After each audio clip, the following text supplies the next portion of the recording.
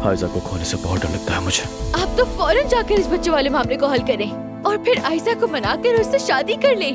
आखिर ये तमाशा कब तक चलता रहेगा? अब तो फैसला कर ले, मैं थक गई हूँ। अरे अरे जोया, आयजा। आयजा, मैंने हमेशा तुम्हें एक समझदार, अक्लमंद और जिम्मेदारियां निभाने वाली लड़की समझा और लोगों से तारीफ भी की है तुम्हारी।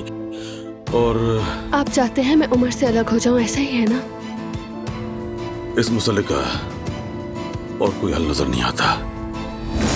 अगर हम अलग हो जाएं, तो बच्चा हवाले कर दोगे उनके?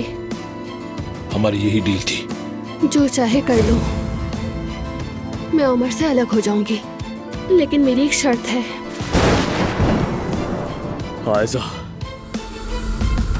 अब तुम दोनों ही मेरी जिंदगी में नहीं रहोगे।